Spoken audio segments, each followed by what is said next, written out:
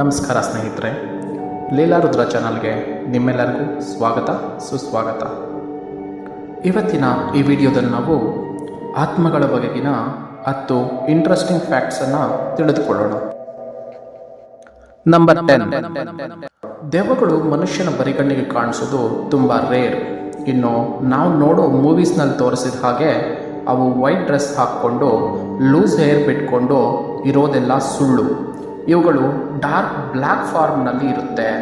ಆತ್ಮಗಳು ಯಾವುದಾದ್ರೂ ಆಬ್ಜೆಕ್ಟ್ಸನ್ನು ಯೂಸ್ ಮಾಡಿ ಬ್ಲ್ಯಾಕ್ ಹ್ಯೂಮನ್ ಫಾರ್ಮ್ನಲ್ಲಿ ಕಾಣಿಸಬಹುದು. ನಂಬರ್ 9, ಆತ್ಮಗಳ ಪ್ರೆಸೆನ್ಸನ್ನು ಮನುಷ್ಯರಿಗಿಂತ ಮೊದಲು ಕೆಲವು ಪ್ರಾಣಿಗಳು ಗುರುತಿಸುತ್ತವೆ. ಅವುಗಳಲ್ಲಿ ನಾಯಿ, ಬೆಕ್ಕು, ಹಸುಗಳಂತಹ ಸಾಕು ಪ್ರಾಣಿಗಳಿಗೆ ಆತ್ಮಗಳ ಸಂಚಾರವನ್ನು ನೋಡೋ ಶಕ್ತಿ ಇರುತ್ತದೆ. ತುಂಬ ಸಾರಿ ರಾತ್ರಿ ವೇಳೆ ನಾಯಿಗಳು ಮಾಡೋ ಸದ್ದನ್ನು ನಾವು ಕೇಳೇ ಇರ್ತೀವಿ.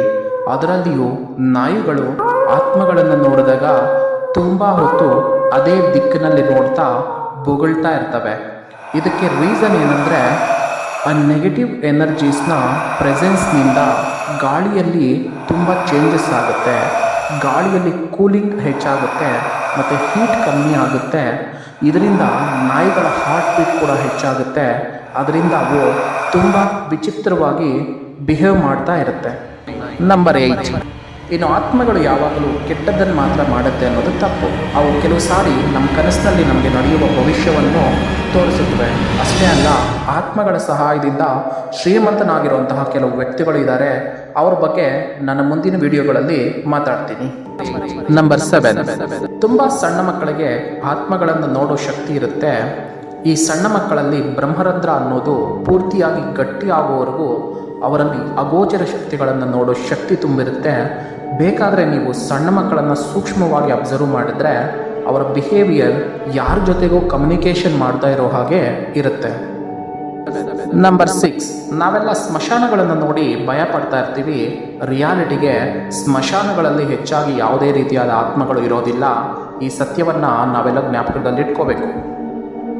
ನಂಬರ್ 5, ಆತ್ಮಗಳು ಒಳ್ಳೆಯ ಗಮ್ ಅನ್ನುವ ಫ್ರೇಗ್ರೆನ್ಸ್ಗೆ ಅಟ್ರಾಕ್ಟ್ ಆಗುತ್ತೆ. ಇದೇ ರೀಸನ್ನಿಂದಾನೇ ನಮ್ಮ ಪೂರ್ವಿಕರು ಯಾರಾದರೂ ಗಮ್ ಅನ್ನೋ ಹೂವುಗಳನ್ನು ಧರಿಸಿ ಒಬ್ಬೊಬ್ಬರೇ ಓಡಾಡಬಾರ್ದು ಅಂತ ಹೇಳ್ತಾ ಇದ್ರು. ಆ್ಯಂಡ್ ಆತ್ಮಗಳಿಗೆ ಮನುಷ್ಯರ ಅಟೆನ್ಷನ್ ಗಳಿಸ್ಕೊಳ್ಳೋಕೆ ಪ್ರಯತ್ನ ಪಡ್ತಾನೆ ಇರ್ತವೆ. ಅದಕ್ಕೆ ಭಯ ಬೀಳೋರಿಗೆ ಅವು ಜಾಸ್ತಿ ಕಾಣಿಸುತ್ತೆ. ನಂಬರ್ 4, ಮನುಷ್ಯರೇ ನಿಜವಾಗ್ಲೂ ಆತ್ಮಗಳಿಗೆ ಮೀಡಿಯೇಟರ್ಸ್ಗಳಾಗಿರ್ತಾರೆ.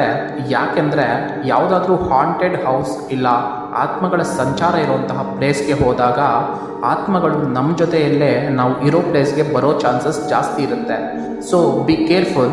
ನಮ್ಮ ಪೂರ್ವಿಕರು ಹಿಂದಿನ ಕಾಲದಲ್ಲಿ ಆಚೆಯಿಂದ ಬಂದವರಿಗೆ ಕೈಕಾಲು ತೊಳೆದುಕೊಂಡು ಅರಿಶಿಣದ ನೀರು ಮೈ ಮೇಲೆ ಹಾಕ್ಕೊಂಡು ಮನೆಗೆ ಬರೋಕ್ಕೆ ಹೇಳ್ತಾ ಇದ್ದಿದ್ದು ಇದೇ ರೀಸನ್ನಿಂದ.